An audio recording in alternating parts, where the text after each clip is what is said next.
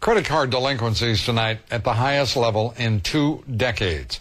Congress right now is considering a credit card holders' Bill of Rights to try to limit the predatory credit card company practices.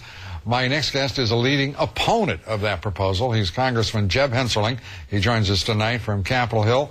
Good to have you with us, Congressman. Yeah, thanks, Lou. Thanks for having me. I think we ought to just start out right away.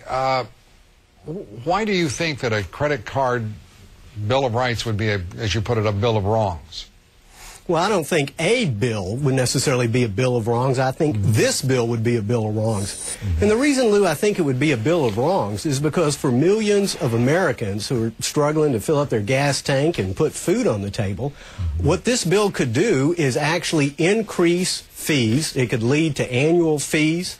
It could lead to taking away some of their benefits. The point is to limit fees. The point is to limit the damage that can be done to That's families. why we don't want this bill, Lou. That's why we don't want this bill.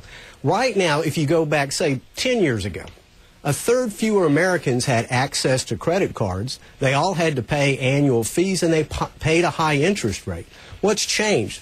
What has changed is the ability of companies in a competitive marketplace to offer some people with good credit records. Half of America pays their credit bills in full time, and so they get to pay lower rates. What Congress is trying to do is essentially take away their ability to price for risk, and it's just not fair to 95% of Americans who either pay their bill on time or pay according to the terms of their credit card. I couldn't agree with you more, because the last thing we would want is for the credit card companies to abuse any more consumers in this country.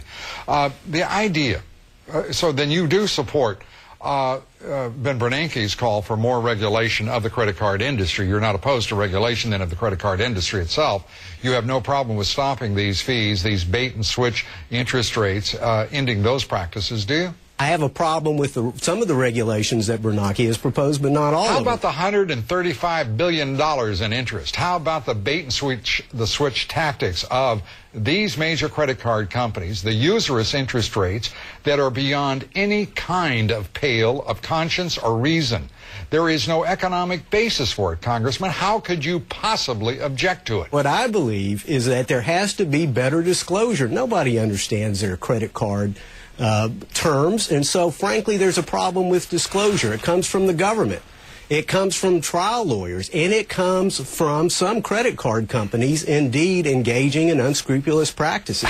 So I believe there ought to be regulation, but there ought to not be prohibiting the ability of people who have good credit records from paying less from those who don't. That's what I'm trying to defend. At what point is it loan sharking? At what percentage interest would you say loan sharking begins?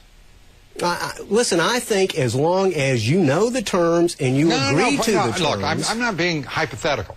I'm not being abstract or philosophical. I'm asking a straightforward question. At what point do you think somebody should go to jail for usurious rates in this country? I think as long as you agree to the terms, then you shouldn't. Again, it has to do with if somebody disclosure. switches the interest rate on you without your understanding it and knowledge, do you think somebody ought to go to jail then? If somebody did not disclose that, if they engaged in fraud or deception, the answer is yes. How about predatory lending? Well, there's a lot of predatory lending. Yes, there is. There's a lot of predatory and we need to borrowing. shut it down, don't we? I just have to answer this question. You are aware we had usury laws in this country for a century, right? Oh, I'm familiar with and you are aware that we didn't change those usury laws until the credit card companies demanded that we do so, right? Well, Lou, if you're trying to roll the clock back to a time... No, I'm not trying to do anything. I'm trying to get a straight answer out of a congressman. That's all I'm trying to do, is get a straight answer out of a congressman. Yeah, I'm aware there's usury laws. And you're aware that we rolled those back to suit the credit card companies. Yeah, and guess what happened? You're aware... You sent people to payday lenders, and you sent them to pawn shops when they should have been able to get credit cards. No, we didn't. We made a bunch of banks a whole bunch of money. And we made credit card companies, Visa, MasterCard, American Express, a lot of money. Now, what we're saying is it's time to put those usury rates back into place. What do you think? No, I think it's a terrible idea. I knew you would. I knew you would. Again, Lou, you're taking you know why? The credit card companies are from hardworking. No, I'm not here to defend credit card companies. I'm here to defend freedom. Why not? I'm here to defend opportunity for hardworking Americans to be able to get a credit card and pay a lower Congressman, fee if I may say, lower risk. If a working man and woman in this country and our middle class gets any more defense from folks like you, they can kiss it all goodbye, because basically they haven't got the $3 billion, almost $3 billion a year to lobby you all in Washington, D.C., so they kind of get squeezed out. Who wrote the bankruptcy law 2005? Why don't you tell us? I'll tell you straight up. The lobbyists for the credit card companies and financial institutions, and the Republican leadership of Congress ought to be ashamed to its socks. And that's a fact. And to have you all sitting there telling the American people what is their right, my gosh, Congressman, you can do better than that. Well, Lou, you're the one who invited me on. I just accepted. Again, you need to look at your economics. There's people who are going to be denied credit cards if we do what you want them to do. When people are struggling to fill up their gas tank and send kids to college, they shouldn't have their credit cards taken away. I can't believe you're sitting there with a grin on your face saying that, Congressman. You got a competitive marketplace. I defend the free market system. How many? I'm sorry. You don't. Help me out. Oh, Mr. Free Trader, help me out. How many credit card companies dominate the credit card market in this country? How many? Well, it depends on what you call domination. There are 10 major companies, but you get 6,000 different credit cards. So 10 now. 10 basic companies.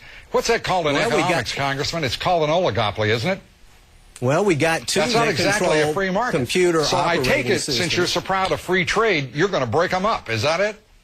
No, because I believe there's effective competition between 6,000 so long as you believe there's give me a break. Where else do you have 6,000 Why don't you have the guts to say straightforward to those credit card companies, you're not going to screw the American consumer? Why don't you have that much courage? Lou, again, if they are engaged in improper disclosure, if they're engaged in fraudulent practices, they ought to go to jail. How would you know? The regulations are fine there. Who's doing the regulating? But to outlaw a practice to where a company and an individual say, this is the credit card I want, and you're taking that opportunity away from them. That's not fair. That's not the American way. And you are putting your arm around those credit card companies and putting your other hand in the pocket of the American consumer. I'm putting my arm around the American consumer who has an opportunity to get credit. That's a chilly and you would grip take you got it there, away Congressman. from them to outlaw these practices again. Yeah. Congressman, thanks for being with us. You're welcome.